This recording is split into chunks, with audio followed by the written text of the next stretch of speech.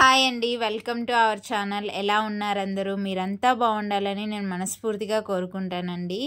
ఈరోజు ఈ వీడియోలో మీరు థంబ్నెయిల్ చూడగానే అర్థమైపోయి ఉంటుంది. వీరబ్రహ్మేంద్ర స్వామి కాలజ్ఞానం చెప్పిన ఆయన గురించి, ఆయన చరిత్ర గురించి, ఆయన నివాసం ఎక్కడ, ఆ గుడి ఎక్కడ ఉంది, ఆయన బ్రహ్మం గారి మఠం ఎక్కడ అనేవి అంతా ఈ వీడియోలో చెప్తాను. వీడియో స్కిప్ చేయకుండా చివరి వరకు చూడండి. సో ఈ బ్రహ్మం గారి మఠంకి మేమైతే ఆటోలో వెళ్ళామన్నమాట. పండు బర్త్డే అయిపోయిన తర్వాత అందరము కలిసి మరుసటి రోజు అక్కడ బ్రహ్మం గారి మఠంకి వెళ్ళామన్నమాట. అందరము ఇలా ఆటో తీసుకొని అందరము వెళ్ళాము, ఫ్యామిలీ అంతా. సో ఇక్కడ ఆ గుడిలో అంతా కూడా నేను ఈ వీడియోలో అన్నీ చూపిస్తాను. వీడియో స్కిప్ చేయకుండా చివరి వరకు చూడండి. ఇదైతే బ్రహ్మం గారి మఠము. బ్రహ్మం గారి మఠంలో బ్రహ్మం గారు ఉన్న గుడి అన్నమాట. ఆయన సజీవ సమాధి అయిన గుడి చుట్టూ ఇది అన్నమాట. సో ఇది వచ్చేసి కందిమల్లాయపల్లె అన్నమాట. ఈ కందిమల్లాయపల్లెలో ఆయన సజీవ సమాధి అయ్యారనమాట. సో అక్కడ గుడి అంతా కట్టించేసి, సో ఆయన తరం వాళ్ళందరినీ కూడా అక్కడ సమాధులు అయితే గుడి లోపల ఉన్నాయి అన్నమాట. అసలు ఈ బ్రహ్మం గారు గురించి, అసలు బ్రహ్మం గారు కందిమల్లాయపల్లెకే వచ్చి ఎందుకు సజీవ సమాధి అయ్యారు అనే విషయాలన్నీ కూడా నేను ఈ వీడియోలో చెప్తాను. వీడియో స్కిప్ చేయకుండా చివరి వరకు చూడండి. అసలు ఎందుకు సమాధి అయ్యాడు, ఆయన జీవిత చరిత్ర ఏంటి, అసలు మొత్తం ఆ చరిత్ర అంతా కూడా నేను ఈ వీడియోలో చెప్తాను. అలాగే బ్రహ్మం గారి గుడి ఇలా చూడండి. మేము వచ్చేటప్పుడు దారిలో ఇవైతే తీసామన్నమాట. సో బ్రహ్మం గారి గుడికి ఎంటర్ అయ్యేది అంత కొండలలో అన్నమాట. ఇది వచ్చేసి ఆయన సజీవ సమాధి అయింది. ఒకప్పుడు దీనికి రహదారి మార్గం లేదు, తర్వాత ఇప్పుడు రహదారి మార్గంలోనే వెళ్ళొచ్చు అన్నమాట. మైదుకూరు నుంచి వనిపెంట రూట్లో మేమైతే వచ్చాము. సో ఎవరైనా వెళ్ళాలనుకుంటే వెళ్ళొచ్చు. ఇక్కడ ఎంటర్ అయిన తర్వాత ఇక్కడ గుడి ముందర అనమాట ఇవంతా కూడా. సో గుడి ముందర నుంచి వెళ్తూ ఉన్నాము. వెళ్ళిన తర్వాత ఇక్కడ గెస్ట్ హౌస్ లాగా ఉంది అనమాట, ఏవైనా ఒక ట్రస్ట్ లాగా. సో ఇక్కడ నుంచి కొంచెం ముందుకు వెళ్తే గుడి అయితే వస్తుంది అనమాట. సో ఇక్కడ దిగేస్తాము ఆటో. ఇక్కడ దిగేసి అందరము అయితే వెళ్తున్నాము. ఇక్కడ ఫ్రంట్లో అక్కడ కనిపిస్తుంది దూరంగా, అదే అనమాట గుడి. ఇక్కడ గుడి బయట అంతా ఇక్కడ ఎవరైనా ఏమైనా చిన్నపిల్లలైనా కొనుక్కోవడానికి బొమ్మలు అలా అన్నీ ఉన్నాయన్నమాట. అన్నీ మామూలుగా గుడి దగ్గర ఉంటాయి కదా బయట, అలా షాపులన్నీ ఉన్నాయి, చిన్న చిన్న షాపులు అనమాట. సో ఈ పక్క అంతా కూడా షాపులే ఉన్నాయి, చిన్న చిన్న కూల్ డ్రింక్ షాపులు, అలాగే టెంకాయలు అమ్మేవాళ్ళు, చిన్న చిన్న పూజా సామాగ్రి అమ్మేవాళ్ళు, బొమ్మలు, చిన్నపిల్లలు ఆడుకునే బొమ్మలు, అలాగే దేవుడి పటాలు, ఇవన్నీ కూడా ఉన్నాయి ఇటు పక్క అంతా కూడా. ఇక్కడ చూడండి అంత బొమ్మలంతా ఉన్నాయన్నమాట. మేమైతే అక్కడ కనిపిస్తుంది కదా, ఇదే అండి గుడి ఎంట్రన్స్ అన్నమాట. ఇది ఈ ఎంట్రన్స్ దగ్గర ఇదంతా చూపిస్తున్నారు. ఎందుకు, ఆయన చరిత్ర చెప్పొచ్చు కదా అనుకుంటారేమో, జస్ట్ చూపిస్తున్నానండి. ఎవరైనా చూడని వాళ్ళు క్లియర్గా చూడండి. ఇది గుడి ఎంట్రన్స్ దగ్గర. నేను వీడియోలో అయితే ఖచ్చితంగా ఆయన చరిత్ర అంతా చెప్తాను. ఇక్కడే వచ్చి ఎందుకు సమాధి అయ్యాడో కూడా చెప్తాను.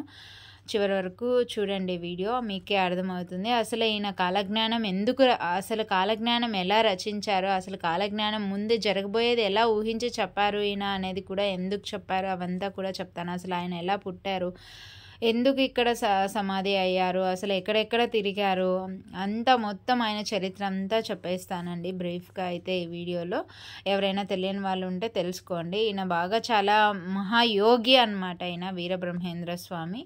సో ఈయన గురించి అయితే చెప్తాను ఈ వీడియోలో. వీడియో స్కిప్ చేయకుండా చివరి వరకు చూడండి. ఇంకెందుకు, ఈ ఎంట్రన్స్ దగ్గర వచ్చేసాం కదా. ఎంట్రన్స్ దగ్గర గుడి, ఇది ఫస్ట్ మెయిన్ గోపురం అనమాట. ఈ గోపురంకి అటు సైడు ఇటు సైడు 2 సింహాలు అయితే అలా పెట్టారు. ఇటుపక్క కూడా అన్ని షాప్స్ ఉన్నాయన్నమాట. ఇటు సైడ్కి ఎదురుగా ఉన్నాయి, ప్లస్ అలాగే రైట్కి ఇలా కూడా షాప్స్ ఉన్నాయి. 2 సింహాలు చూడండి. అలాగే గుడి గోపురం మీద అంతా శిల్పాలన్నీ చెక్కి పెట్టారు. ఇలాగే ఈ ద్వారం అటువైపు ఇటువైపు సింహాలు కూడా ఉన్నాయన్నమాట, 2 సింహాలు. అలాగే పైన చూడండి గోపురం చాలా పెద్దది, ఇది అన్ని శిల్పాలు బాగా చెక్కారు. అసలు గాలి గోపురం అయితే చాలా బాగుందన్నమాట. ఇది మెయిన్ గోపురం ఇది.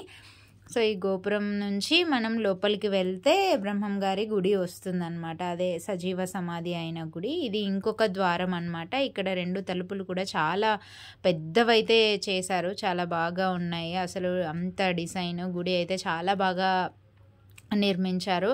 ఇక్కడ నుంచి అలా కొంచెం ముందుకు వెళ్ళాలన్నమాట. ఇది సరౌండింగ్స్ అంతా కూడా. గుడి అయితే సజీవ సమాధి అయితే మధ్యలో ఉందన్నమాట. అలాగే గోపురం నుంచి ఇటువైపు లోపలి వైపుకి వచ్చిన తర్వాత ఇక్కడ ఏనుగులు ఉన్నాయన్నమాట. అటువైపు ఇటువైపు గుడి గోపురం బయట అయితే ఎంట్రన్స్ దగ్గర 2 సింహాలు ఉన్నాయి ద్వారం దగ్గర, అటువైపు ఇటువైపు. లోపలికి వచ్చేసిన తర్వాత అటువైపు ఇటువైపు 2 పెద్ద ఏనుగులు ఉన్నాయన్నమాట. సో ఇలా బాగా ఏనుగులు, సింహాల విగ్రహాలు కూడా చాలా బాగున్నాయి. అక్కడ చూడండి లోపల కనిపిస్తుంది. అక్కడ ఆ లోపల మెయిన్ గోపురం లోపల ఆయన సమాధి ఉందన్నమాట. అక్కడైతే లోపల వీడియో తీయడానికి పర్మిషన్ లేదు అనమాట. కాబట్టి నేను దూరం నుంచే అన్నీ చూపిస్తున్నాను. ఇవంతా సరౌండింగ్స్, ఇవంతా కూడా కడుతున్నారు. ఇంకా ఇటు సైడు అవంతా ఇల్లులు లాగా ఉన్నాయి, అవన్నీ పడేశారనమాట. సో ఇంకొంచెం ఎక్స్టెన్షన్ చేస్తున్నారు. ఇక్కడ నుంచి అయితే దర్శనానికి వెళ్ళాలన్నమాట. ఆ క్యూ లైన్స్ అన్నీ ఉన్నాయి కదా, అక్కడ గోపురం అనమాట. ఆ గోపురం లోపల ఆయన సమాధి ఉంది. ఆ గుడి మెయిన్ గుడి అయితే అది అన్నమాట. సో ఆ గుడి లోపల అయితే ఆయన సమాధి ఉంది. ఆ గుడి తర్వాత ఆయన కొడుకు సమాధి, ఆయన భార్య సమాధి, ఆయన కోడలు సమాధి, అన్ని సమాధులు, అలాగే వాళ్ళ వంశీకుల సమాధులన్నీ కూడా లోపల ఉన్నాయి.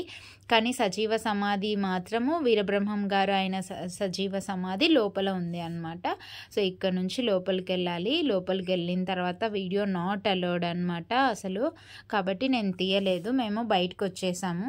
ఇదైతే ఈ ఇల్లు అయితే ఆయన వంశానికి చెందిన వాళ్ళే అన్నమాట. ఆయన తరాల వాళ్ళు ఉన్నారు కదా. ఇప్పుడైతే 7వ తరము ఉంది అంట, ఆయన తరం వాళ్ళు. ఇక్కడైతే ఇల్లు చూడండి, చాలా పాతకాలం ఇల్లు కానీ బాగా స్ట్రాంగ్గా ఉందన్నమాట. ఇక్కడ లోపలైతే ఇక్కడ వీళ్ళు బాగా రంగురంగులుగా రంగులతో ముగ్గులేసి అంత డిజైన్ అంత బాగుంది. అలాగే ఈ పక్కన చూసారా, ఇక్కడ గల్లతో బారాకట్ట చూడగానే నాకు చాలా ఆనందం వేసింది. ఎందుకంటే మేము రోజు బారాకట్ట ఆడుతూ ఉంటాం కదా. సో ఆ బారాకట్టను వీడియో తీశాను. అలాగే లోపల చూడండి, ఇదంతా చూడండి, ద్వారం ఎంత బాగా డెకరేషన్ చేశారో. ఇదన్నమాట. ఇలా చూడండి బారాకట్ట. అసలు మీలో ఎంతమంది బారాకట్ట ఈ ఆట తెలుసు చూడండి. బారాకట్ట కూడా ఎంత కలర్ఫుల్గా వాళ్ళు గీసి పెట్టుకున్నారో. ఇలా గీసి బారాకట్ట ఆడితే ఎంత బాగుంటుందో అనమాట. మీలో ఆడేవాళ్ళు ఎవరైనా ఉంటే కామెంట్ చేయండి. అలాగే ఇల్లు చూడండి, చాలా పాతకాలం ఇల్లు. లోపల అన్ని బస్తాలు, బియ్యం బస్తాలు, వడ్ల బస్తాలు అవన్నీ కూడా ఉన్నాయన్నమాట. గుడికి ఎవరైనా ఇచ్చేవాళ్ళవన్నమాట. ఇక్కడ చూడండి బయట, ఇది గుడి బయట అయితే మేము ఊరికే కూర్చున్నాము, అందరూ కూర్చున్నారు. పండు అయితే మొబైల్ చూస్తూ ఉన్నాడనమాట. చూడండి వాడికి ఎప్పుడు మొబైలే పని. చూడండి ఎంత బాగా స్వైప్ చేస్తున్నాడో. ఇంకా కొద్దిసేపు అయితే కూర్చున్నాము, దర్శనానికి వెళ్ళేసి బయటకు వచ్చేసినాము మేము. ఆయన సమాధులన్నీ కూడా లోపల చాలా సమాధులు ఉన్నాయి, ఆ సమాధులన్నీ కూడా చూసేసామన్నమాట. అసలు ఇంకా ఆయన వంశం వాళ్ళు ఎవరు చనిపోయినా సరే అక్కడే సమాధి అలా పెట్టేస్తూ ఉన్నారంట. చాలా సమాధులు ఉన్నాయండి లోపల, చాలా సమాధులు ఉన్నాయి. ప్రతి సమాధి పైన కూడా శివలింగం ఆకారంలో ఒక లింగం అయితే ఉంది అన్నమాట. ఈ వీరబ్రహ్మేంద్ర స్వాముల వారు ఆచార్య అన్నమాట. అంటే విశ్వబ్రాహ్మణులు అని అంటారు కదా, ఆ వర్గానికి చెందిన ఆయన అన్నమాట. సో ఇంకా ఆయన చరిత్ర గురించి చెప్తాను వినండి. ఆయన చరిత్ర ఏంటి అంటే, బ్రహ్మేంద్ర స్వామి అండి, శ్రీ మధ్విరాట్ వీరబ్రహ్మేంద్ర స్వామి, పోతులూరి వీరబ్రహ్మేంద్ర స్వామి అని కూడా పిలుస్తారు. పోతులూరి ఆయన ఇంటి పేరు అనమాట. ఈయన 1608 సంవత్సరంలో పుట్టినాడనమాట. తర్వాత 1693లో సజీవ సమాధి అయినారు ఇక్కడే అనమాట, ఈ కంది మల్లాయపల్లె. ఇది కడప జిల్లాలో అండి, వైఎస్ఆర్ డిస్ట్రిక్ట్ అని కూడా అంటారు. ఎవరైనా వెళ్ళాలనుకుంటే కడప జిల్లాలోని కంది మల్లాయపల్లెలో ఈయన సజీవ సమాధి అయ్యారనమాట. ఈ కంది మల్లాయపల్లెలోనే చాలా రోజులు నివసించినారనమాట. ఆ నివాస గృహానికే మనం ఇప్పుడు వెళ్తున్నాము. ఇదే అండి పోతులూరి వీరబ్రహ్మేంద్ర స్వాముల వారి నివాసము అని ఇక్కడ రాసి కూడా పెట్టున్నారు చూడండి. ఇది ఎంట్రన్స్ అనమాట వాళ్ళ ఇంటి దగ్గరికి వెళ్తే. సో వాళ్ళ ఇంటి ఆయన నివసించిన ఇల్లు అనమాట. ఇదైతే గేట్ కట్టి చుట్టూ అయితే ప్రహరీ గోడ కట్టి పెట్టారు, కానీ ఆయన నివాసం అయితే అలాగే కొంచెం శిథిలావస్థకు చేరుతూ ఉందన్నమాట. కాబట్టి లోపలికి పంపించట్లేదు. ఇంతకు ముందు అయితే లోపలికి పంపించే వాళ్ళు అనమాట. ఈ మధ్య చాలా రోజుల నుంచి లోపలికి పంపించకుండా ఇలా బీగం వేసేసి పెట్టేశారు. ఇక్కడ చూడండి చాలా పాతకాలం ఇల్లు అనమాట. 1600 సంవత్సరంలో ఆయన నివసించున్నారు. అంటే ఇంకా ఎన్నేళ్ళు అవుతుంది చూడండి, దాదాపు 400 ఏళ్ళు అవుతుందన్నమాట. 400 ఏళ్ళ కిందట ఆయన నివసించిన ఇల్లు ఇది అనమాట. ఇలా చూడండి, అప్పుడు చాలా పాతకాలం వాకిళ్ళు ఇలా ఉండేవన్నమాట. బయట అయితే అంతా లాక్ చేసి ఇక్కడైతే పెట్టేశారు. 2 వైపులా 2 అరుగులు ఉన్నాయి. ఆ అరుగులు ఇక్కడ లోపల నుంచి చూస్తే ఒక 2 రూముల్లాగా కనిపించింది, కానీ అలా చిన్న హోల్ ఉంటే అందులో నుంచి చూశాను నేనైతే.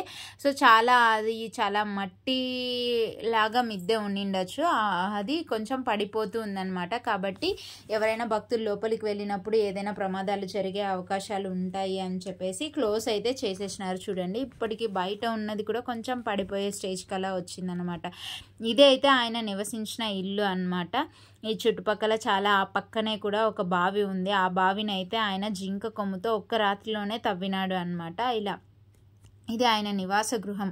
అసలు ఆయన నివసించి ఇక్కడ ఈ కందిమల్లాయపల్లెలో కొన్ని రోజుల తర్వాత 1693లో కందిమల్లాయపల్లెలో చాలా రోజులు నివసించినాడు. ఆ తర్వాత కాలజ్ఞానం రాశారనమాట. కాలజ్ఞానం రాసి 1693లో సజీవ సమాధి అయిపోయారనమాట. ఇక్కడ జీవిత చరిత్ర కూడా ఉంది చూడండి, దాన్ని నేను ఫోటో కూడా తీశాను, ఇక్కడ వీడియోలో కనిపిస్తుంది. శ్రీ వీరబ్రహ్మేంద్ర స్వాముల వారి జీవిత చరిత్ర అని. ఈ ఇంటికైతే అటు సైడ్ ఒక వాకిలి, వెనక వైపు ఒక వాకిలి, ఇటు సైడ్ ఒక వాకిలి, ముందర ఒక వాకిలి ఉందన్నమాట. అంటే 4 పక్కల కాదు, 3 పక్కల ఉంది. ఫర్ ఎగ్జాంపుల్ మనం ఈస్ట్ ఫేస్ అనుకుంటే ఈస్ట్కి ఉంది, అలాగే వెస్ట్కి ఉంది, అలాగే నార్త్కి ఉంది అన్నమాట. ఇక్కడైతే మా అత్తమ్మ ఏమైనా లోపల కనిపిస్తుందేమో అని చెప్పి లోపల ఒక చిన్న హోల్ ఉంటే అందులోంచి చూస్తుంది అనమాట. చాలా పాతకాలంది కదా, సో చాలా పడిపోయి ఉందన్నమాట లోపలైతే. ఇక్కడ నుంచి అయితే చాలామంది కాయిన్స్ అవంతా లోపలికి విసిరేసారనుకుంటా. ఇక్కడ చూడండి కొంచెం కనిపిస్తుంది చాలా. అక్కడ ఒక హాల్ లాగా, వరండా లాగా, అటు సైడు ఇటు సైడు ఒక రూము, అక్కడైతే ఒక చిన్న హుండీని కూడా లోపల పెట్టారు. మేబీ ఆ హోల్లోంచి చాలామంది భక్తులు అలా కాయిన్స్, డబ్బులు విసిరి వేస్తున్నారనుకుంటా. చాలా కాయిన్స్ అయితే అక్కడ ఉన్నాయి. ఇది అసలు ఆయన ఏం చెప్పారు కాలజ్ఞానంలో అంటే ప్రతిదీ, ఇప్పుడు జరిగే ప్రతిదీ కూడా ఆయన ముందుగానే ఊహించి కాలజ్ఞానంలో రాశారనమాట. ప్రతిదీ ఇలా జరుగుతుంది, ఇలా జరుగుతుంది అని. దాదాపు 400 ఏళ్ళ కిందటే కాలజ్ఞానం రాసినాడంటే ఈ దాదాపు ఈ 400 ఏళ్లలో ఏవేవైతే జరిగాయో అవి ప్రతి ఒక్కటి కూడా ఆయన కాలజ్ఞానంలో రాశారనమాట. తాటాకుల మీద రాశారు. ఆ తాళపత్రాలన్నీ కూడా ఈ బ్రహ్మం గారి మఠంలో బాగా భద్రంగా ఎత్తిపెట్టి పెట్టినారనమాట. ఈ చుట్టూ అయితే ప్రహరీ గోడ కట్టినారు. ప్రపంచంలో ఇప్పుడు ఏ వింత జరిగినా కూడా ఇది వీరబ్రహ్మేంద్ర స్వాముల వారు ముందుగానే తన కాలజ్ఞానంలో చెప్పినాడు అని చెప్పి చాలామంది ప్రజలు గుర్తు తెచ్చుకుంటూ ఉంటారు. ఆయన గురించి తెలిసిన వాళ్ళు కాలజ్ఞానంలో చెప్పినవన్నీ జరుగుతున్నాయి, ఆయన అంత బాగా చెప్పారు అని చెప్తా ఉంటారనమాట. ఈయనకి ఇంకా బ్రహ్మం గారు అని పేర్లు అనమాట. ఈయన అసలు పేరు అయితే వీరప్పాచార్య అని ఆ పేరు ఉండేది. అలాగే ఈయన భార్య పేరు అయితే గోవిందమ్మ అనమాట.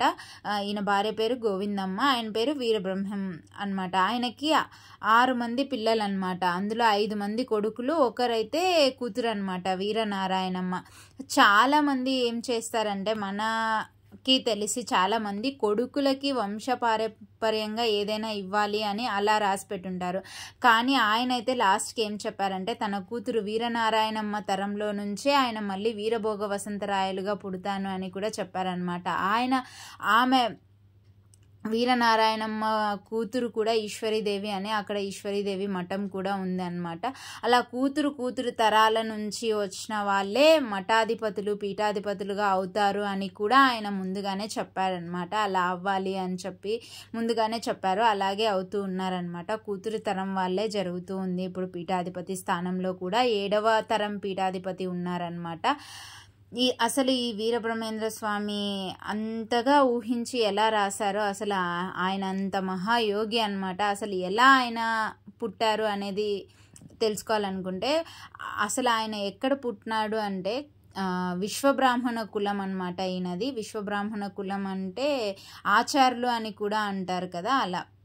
గంగానది తీరంలో బ్రహ్మాండపుర వాసులైన విశ్వబ్రాహ్మణ కులానికి చెందిన ఒక పుణ్య దంపతులు ఉంటారు, పరిపూర్ణాచార్యులు, ప్రకృతాంబ అని.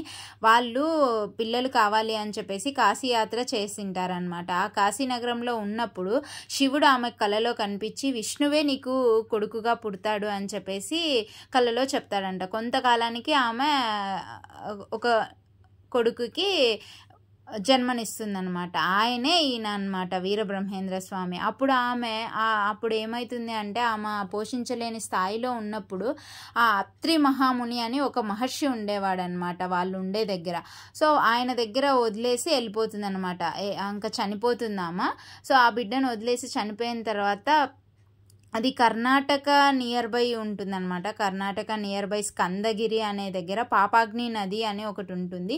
ఇప్పుడైతే అది చిక్బల్లాపూర్లోని కలవారహల్లిలో ఉందన్నమాట. అక్కడ విశ్వబ్రాహ్మణ పుణ్య దంపతులు ఒక ఇద్దరు వీరభోజాచార్యులు వీరపాపమాంబ పుణ్యక్షేత్రాలు దర్శిస్తూ ఉంటారనమాట. సంతానం కావాలి అట్లా అని చెప్పి దర్శిస్తూ ఆ అత్రి మహాముని ఆశ్రమానికి పోతారనమాట. ఆ ఆశ్రమానికి పోయినప్పటికీ ఆయన దగ్గర ఈ వీరబ్రహ్మేంద్ర స్వామి చిన్న పిల్లవాడు ఉన్నాడు కదా. ఆయన ఏం చేస్తాడంటే, ఓ వీరభోజాచార్య, ఈ అబ్బాయి వచ్చేసి ఈ పసి పిల్లవాడు చాలా మహిమాన్వితుడు, చాలా మహా గొప్పవాడు అనమాట, మహాయోగి అవుతాడు. ముందు ఈ అబ్బాయి ఈ బాలుడు ఎన్నో వింతలు చూపిస్తాడు, ఏమేమో చేస్తాడు, ఇతను చాలా మహిమాన్వితుడు, ఇతన్ని జాగ్రత్తగా పెంచు అని చెప్పేసి ఆ దంపతులకు ఇచ్చేస్తాడనమాట. ఆచార్య అని పేరు పెట్టేసి పాపాగ్ని మఠాధిపతి గారి ఇంట్లో బాగా మంచి సాంప్రదాయాల ఉన్న ఇంట్లో పెరుగుతూ ఉంటాడనమాట. ఇప్పుడు కూడా ఇది కర్ణాటకలోని పాపాగ్ని మఠం అనేసి బ్రహ్మం గారి ఫస్ట్ మఠంగా కూడా దివ్యక్షేత్రంగా ఉంది అనమాట కర్ణాటక సమీపంలో. ఇంకా చిన్న వయసులోనే అతను అసలు కాళికామాతను పూజిస్తూ ఉంటాడు బ్రహ్మం గారు. ఒక 10 ఏళ్ల తర్వాత వాళ్ళ తండ్రి వీరభోజాచార్య చనిపోతాడనమాట. ఇంకా తల్లి ఒకటే ఉంటుంది కదా. ఆ తల్లి దగ్గరికి వెళ్ళి బ్రహ్మం గారు ఏమంటాడు అంటే, నేను మఠాధిపత్యం స్వీకరించలేను, నేను దేశాటన అలా చేస్తాను అని చెప్పేస్తే ఆమె బాధపడుతుంది అనమాట. నాకు అన్నీ నువ్వే ఇలా ఎలా అని చెప్పి బాధపడుతుంది. అప్పుడు బ్రహ్మం గారు చెప్తాడనమాట, అసలు ఈ జన్మ రహస్యాలు అన్నిటినీ కూడా నేను అందరికీ తెలియచేయాలి, అసలు మోక్షానికి ఏది మార్గము అని చెప్పేసి అన్నీ కూడా వివరంగా చెప్పేసి, అసలు శరీరం అనేది ఏంటి, అసలు ఆకాశం, గాలి, అగ్ని ఇలా పంచభూతాలు ఉన్నాయి కదా, వాటిల్లో మన జ్ఞానేంద్రియాలు కూడా జ్ఞానేంద్రియాలు ఉన్నాయి కదా, మన కళ్ళు, ముక్కు, చెవి, నోరు, ఇలా వాటన్నిటితోనే మనం జ్ఞానాన్ని సంపాదిస్తామన్నమాట. దీని మీద అసలు శరీరం మీద, మనుషుల మీద ఇట్లా ఏమి పెట్టుకోవద్దు అని చెప్పేసి వాళ్ళమ్మకు మోక్షాన్ని ఎలా వస్తుందో కూడా చెప్పేసి ఆమె దగ్గర సెలవు తీసుకొని ఇంకా దేశాటన చేయడానికి వెళ్ళిపోతాడనమాట. అలా వెళ్తూ కర్నూలు డిస్ట్రిక్ట్ ఐడియా ఉంటుంది కదా చాలామందికి. కర్నూలు డిస్ట్రిక్ట్లోని బనగానపల్లె ఐడియా ఉంటుందన్నమాట. బనగానపల్లెకు పోతాడు ఆయన బ్రహ్మం గారు. పోయినప్పటికీ ఆయనకు అసలు ఒక 15 ఏళ్ళు కూడా ఉండిండవన్నమాట. 13, 14 ఏళ్ళ ఆ వయసులో ఉన్నప్పుడు కర్నూలు జిల్లాలోని బనగానపల్లెకు పోతాడనమాట. అక్కడ ఎవరు తెలియదు కదా, ఒక కొండ మీద ఒక గుట్ట మీద పడుకుంటాడు అనమాట. ఇప్పటికీ కూడా ఆ గుట్ట దగ్గర ఆయన కాలజ్ఞానం ఆ గుట్ట మీదే కాలజ్ఞానం రాస్తాడనమాట. సో అలా పడుకొని ఇంకా పొద్దున్నే లేచేసరికి ఆయన పడుకున్న ప్లేస్లో ఎదురుగా ఒక గొప్ప వాళ్ళ ఇల్లు ఉంటుందన్నమాట. ఆ ఇంట్లోనే అచ్చమ్మ అని ఒక ఆమె ఉంటుందన్నమాట. ఆమె వచ్చి చూస్తుంది, అసలు ఎవరు నువ్వు ఇలా అని, నాకు ఎవరు లేరు, ఇలా నాకు ఏదైనా పని ఇప్పించండి అలా అడుగుతాడనమాట. అప్పుడు వాళ్ళ ఇంట్లో పశువులు ఉంటాయి కదా, ఆ పశువులు కాయమని చెప్పి ఆ అచ్చమ్మ చెప్తుందనమాట. అలా పశువులు కాపరిగా ఉండి ఇంకా అలా చేస్తున్నాను. ఇప్పటికీ కూడా ఆ గుట్ట పైన అక్కడ ఒక మఠం ఉంది అనమాట. ఇంకా అచ్చమ్మ ఉంది కదా, అచ్చమ్మ ఇచ్చిన సంగటి ముద్ద తీసుకొని వీరబ్రహ్మం గారు అక్కడంతా కూడా తిరుగుతూ ఆ గోవుల్ని కాసుకుంటూ ఆ గోవుల మందలను ఒక దగ్గరికి తోలేసి దాని చుట్టూ ఒక గీత గీసి వచ్చేస్తాడనమాట. ఇంకా ఆ గోవుల మంద అయితే అసలు ఆ గీత దాటే అసలు పక్కకే పోవు, అంత మహిమాన్వితుడు ఆయన గీత. ఇంకా అక్కడ నుంచి వచ్చేసి రవ్వలకొండ అని ఒకటి ఉందన్నమాట. ఆ రవ్వలకొండకు పోయి ఆ గోవుల్ని కాసి ఆ రవ్వలకొండలో ఒక దగ్గర కూర్చొని ఆయన కాలజ్ఞానం రాస్తాడనమాట. అప్పుడు అంతా కూడా మొత్తం రాసి అలా ఇవన్నీ చేసి అసలు అవి వదిలేసి ఒక దగ్గర కూర్చొని ఇలా ఉన్నాడనేది ఒక అతను గమనించి పోయి అచ్చమ్మకు చెప్తాడనమాట.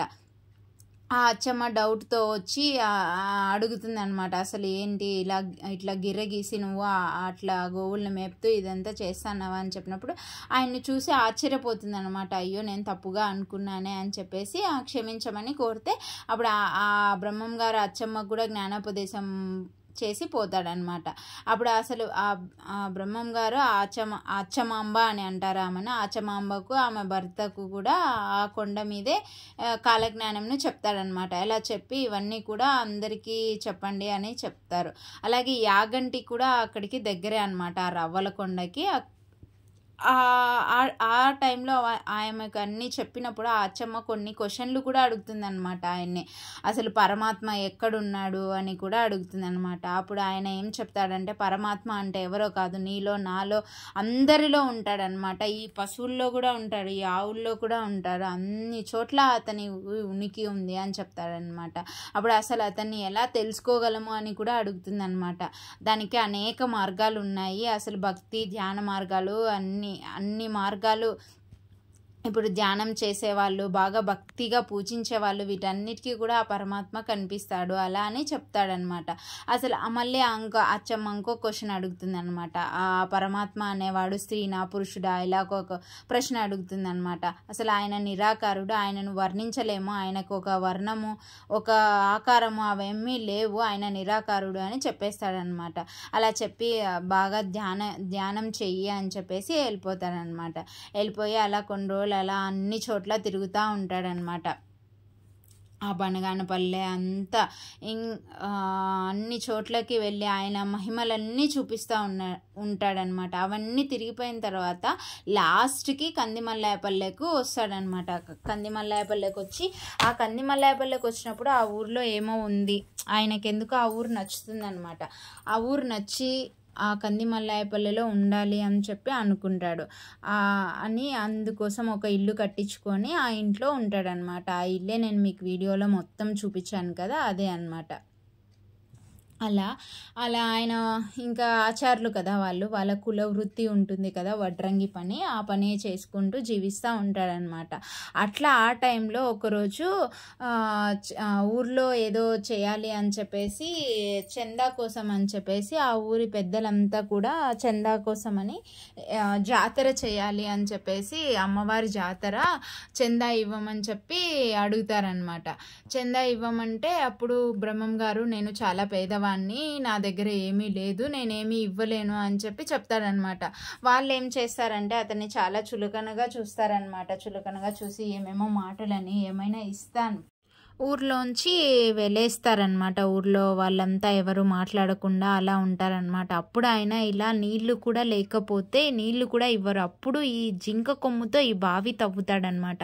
అసలు జింక కొమ్ముతో అసలు ఎందుకు బావి తవ్వాడు అనే దానికి రీజన్ ఇదే అనమాట. ఇక్కడ ఒక్క రాత్రిలోనే రాత్రికి రాత్రే జింక కొమ్ముతో బావిని తవ్వుతాడనమాట. ఆ ఊర్లో వాళ్ళెవ్వరూ నీళ్ళు ఇవ్వకపోతే నీళ్ళ కోసం ఆయనే తవ్వుతాడనమాట. ఇలా జింక కొమ్ముతో రాత్రికి రాత్రే పంతంతో ఇలా తవ్వుతాడనమాట. అక్కడ చూడండి గుర్తులు కూడా బావి జస్ట్ తవ్వినవే మట్టి గుర్తులు ఉన్నాయి. జింక కొమ్ముతో తవ్వుతాడనమాట ఆయన. ఈ బావిలో నీళ్ళు ఉన్నాయి కదా, ఈ బావిలో నీళ్ళు తాగితే రోగాలు కూడా నయం అవుతాయి అని చెప్పేసి చాలామంది భక్తులు నమ్ముతారనమాట. ఇలా భక్తులైతే తమ ఓన్గానే ఇలా నీళ్లు చేదుకొని తీసుకోవడానికైతే ఇలా బావికి గిలక కట్టి తాడు అయితే చేదుకోవడానికి అనుగుణంగా పెట్టారనమాట. ఇది ఇక్కడ అనమాట.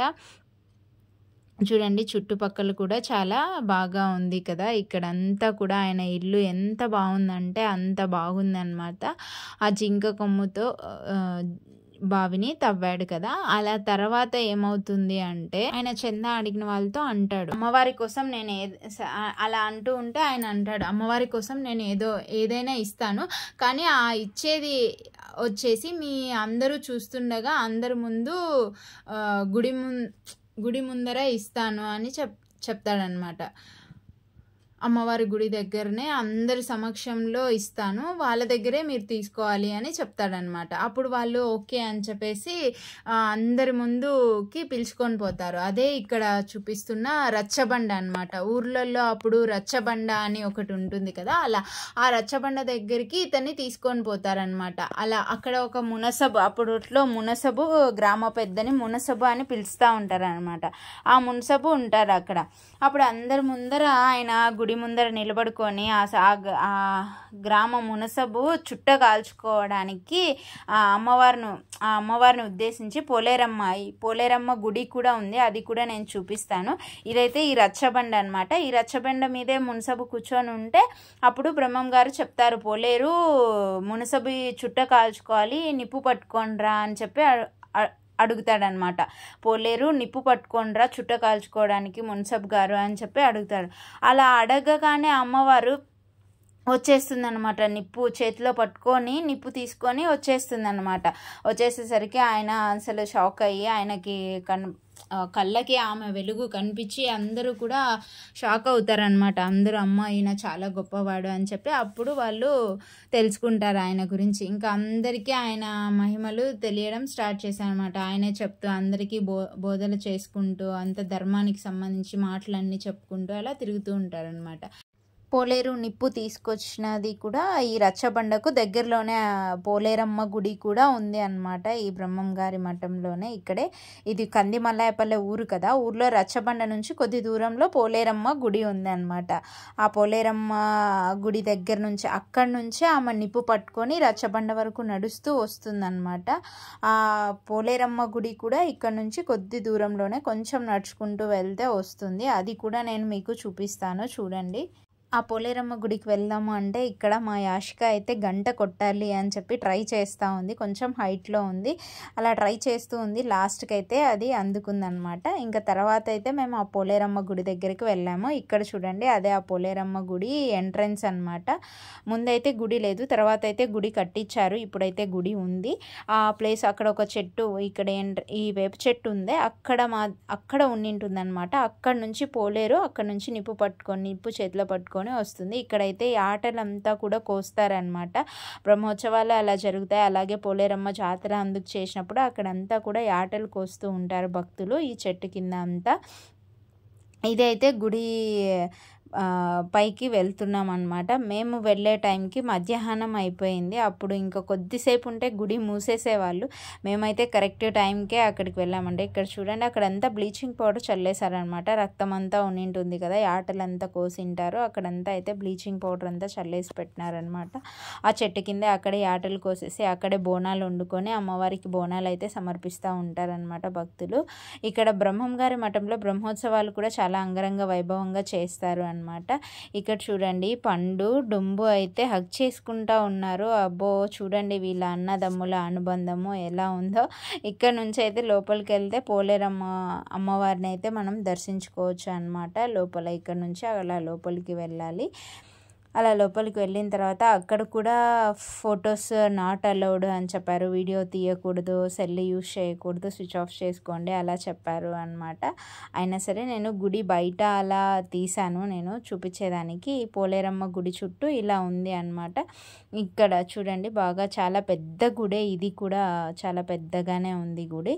మేమైతే ఇంకా లోపలికి వెళ్ళామన్నమాట. లోపలికి వెళ్ళి దర్శనానికి అలా లోపలికి వెళ్ళాలి. క్యూ లైన్ల లాగా ఉన్నాయన్నమాట. ఇప్పుడైతే జనాలు ఎవరు లేరు మేము వెళ్ళే టైంకి, కానీ ఏదైనా జరిగేటప్పుడు జనాలు చాలామందే ఉంటారు. అప్పుడు ఇలా ఈ క్యూ లైన్లలో అలా వెళ్తారనమాట. ఇప్పుడైతే కొద్ది మందే ఉన్నారు. చూడండి, ఇక్కడ నుంచి అలా లోపలికి వెళ్తే పోలేరమ్మ అమ్మవారు అలా ఉంటుందన్నమాట. ఆ పైనుంచి అయితే వెలుగు అలా పడుతూ ఉంటుంది. మళ్ళీ తర్వాత పోలేరమ్మ వారిని దర్శించుకున్న తర్వాత మేమైతే మళ్ళీ రిటర్న్ ఇంటికి వచ్చేసామన్నమాట. ఇలా ఈ రూట్ అనమాట. మేము మైదుకూరు నుంచి అలా మా ఇంటి దగ్గర నుంచి ఆటో తీసుకొని ఇక్కడికి వచ్చాము. ఇదైతే రూటు బ్రహ్మం గారి మఠంకి. బద్వేల్ నుంచి కూడా వెళ్ళొచ్చు, లేదు అంటే ఇలా మైదుకూరు నుంచి వనిపెంట మార్గం ఒకటి ఉంది అనమాట. ఇది చూడండి, ఈ రోడ్ అనమాట. ఈ రోడ్డు మార్గంలో అయితే బైక్లో అయినా వెళ్ళొచ్చు, ఆటోలో అయినా వెళ్ళొచ్చు. ఇలా అన్ని వెహికల్స్ ఈ రూట్లో అయితే వెళ్తూ ఉన్నాయన్నమాట. కొంచెం చిన్నగా ఉంది.